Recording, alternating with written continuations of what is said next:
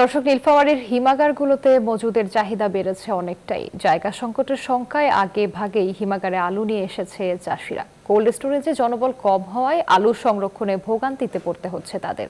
বিস্তারিত জানাচ্ছেন সহকর্মী আব্দুর রশিদ শাহ।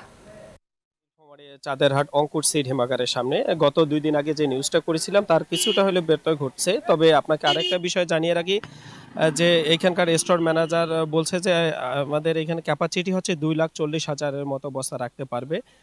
ইতিমধ্যে হচ্ছে 1,10,000-এর মতো বস্তা প্রবেশ করছে। তাছাড়া আছে রাস্তার দুই ধারে হচ্ছে হাজার হাজার ট্রলি ট্রাক্টর, তাছাড়া হচ্ছে ভ্যান গাড়িতে অসংখ্য ভ্যান গাড়িতে আলু নিয়ে আসছে। অনেকে ভাড়া গড়িমসি হওয়ার কারণে অনেক ভ্যানওয়ালা হচ্ছে রাস্তার দুই ধারেই আলু রেখেছে বলে আমরা দেখতে পাচ্ছি। তাছাড়া স্থানীয় কৃষকরা অভিযোগ করছে যে তারা এইখানকার যে মানে ম্যানেজমেন্টের দায়িত্বে আছে, তারা কখনো কৃষকদের সাথে কমিউনিকেশন না করার কারণে এই সমস্যাটা হয়েছে বলে আমাদেরকে জানিয়েছেন। আমার সামনে একজন কৃষক আছেন, আমরা তার সাথে কথা বলবো।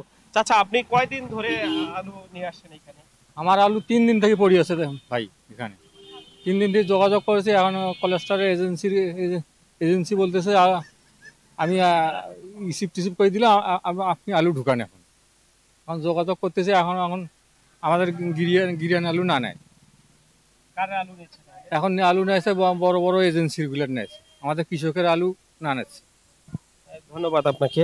আপনি শুনেছিলেন এক কৃষকের কাছে, তিনি অভিযোগ করেছেন যে হচ্ছে কৃষকের আলু না নিয়ে তারা ব্যবসায়িকদের আলু তাদের প্রবেশ করছে বলে আমাদেরকে জানিয়েছেন।